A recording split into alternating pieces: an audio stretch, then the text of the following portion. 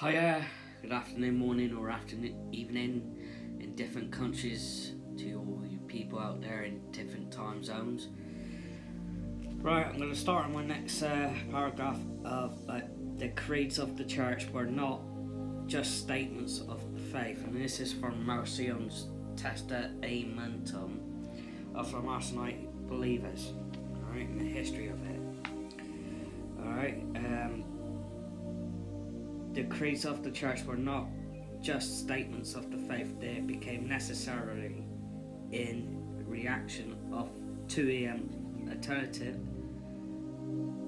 alternate and completing beliefs.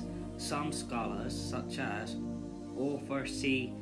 McGiffert, recognize it as a composed specially to temper Maricon's theism.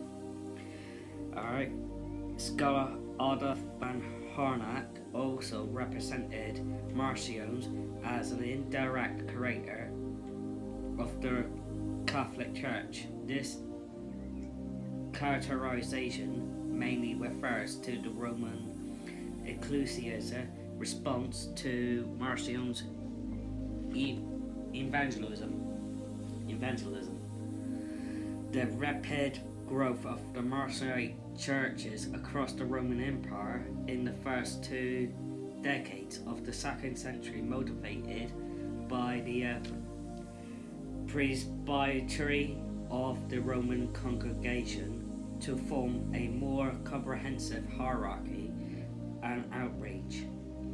Since Marcion was the first to have a clearly defined list of chronicle books, this posed a challenge and incentive to the emerging Catholic Church if they wished to deny that Marcion's list was the true one.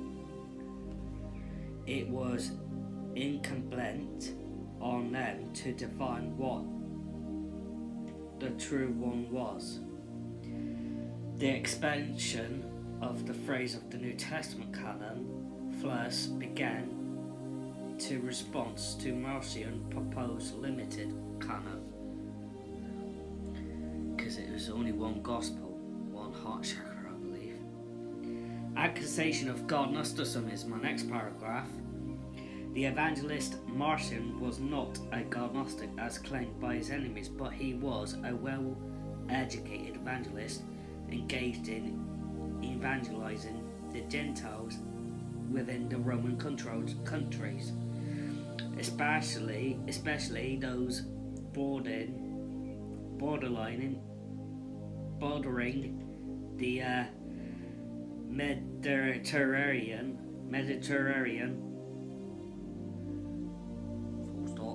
Next paragraph. He brought more converts to Christianity than any other preacher during the 2nd century. He was well educated in the scriptures. Alright. Even some of those who so drastically opposed him said he was a man of letters. Now, Paul was accused of scriptoria. Do you know what scriptoria means? It's the Jewish sola scriptoria. It's a Jewish term for those that follow the Torah. And Paul was among Pharisees. He was a Torah servant. Now he cancelled that as done. Right? So I mentioned the scriptoria in my previous videos. Maronite was not a scriptoria follower. Alright. Moving on. A primary difference between Maronite Christians and God Gnostics was that the God Gnostics based their theology on secret works of which they claimed to be in a procession, whereas the Maronite based on his theology on the concepts on the contents of Paul's epistles, letters, and recordings sayings of Jesus, and in other words, an argument from Scripture, alright? From Scripture. Marcion did not rely on secret visitations or mysterious documents to validate his teachings. Marcion was a man who was determined all by the canon, and Marcion's use of the Christian canon brings him closer to the Scripture oriented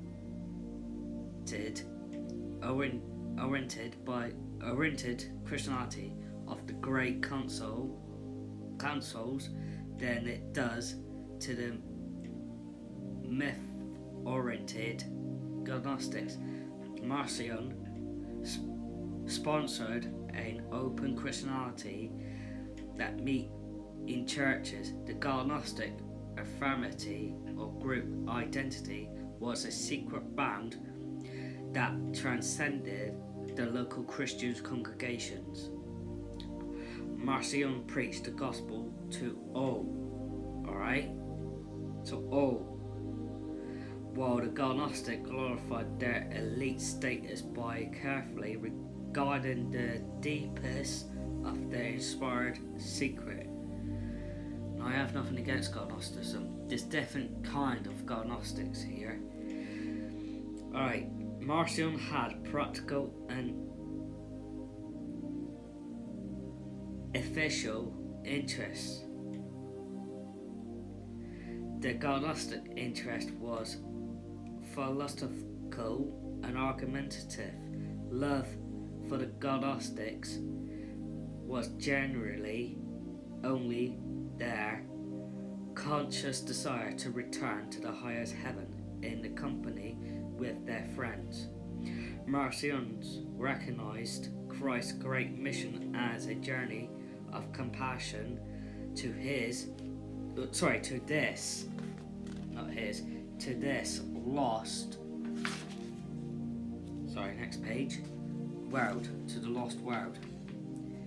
Loving our enemies is the heart of the gospel, according to Marcion. Even under secular definitions, the Marcionite Christians are not considered to be Gnostics as we see it in 1911 Equipelia Brantana article on Marcion.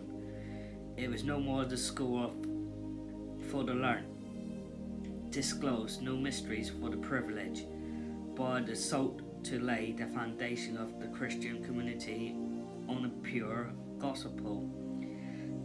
The authentic institutes of Christ, the pure gospel, however, Marcion found to be everywhere more or less corrupt and mutilated in the Christian circles of his time. His undertaking first resolved itself into reformation of the Christendom. This reformation was to deliver Christendom from the Jewish doctrines by restoration of Pauline's conception of the gospel, Paul being, according to the Marcion, the only epistle who had rightly understood the new message of salvation as delivered by Christ, or Jesus the Good. Alright. In Marcion's own view, therefore, the founding of the church, to which he was first driven by the opposition, amounts to a reformation of the Christendom through to return of the gospel of the Jesus the Good and to Paul. Nothing was to be accepted beyond that. For this of itself shows that it was a mistake to reckon Marcion among the Gnostics. Okay, I'll move on to my next video because this time is running short. Some more to be in another state. Have a good day. Blessed.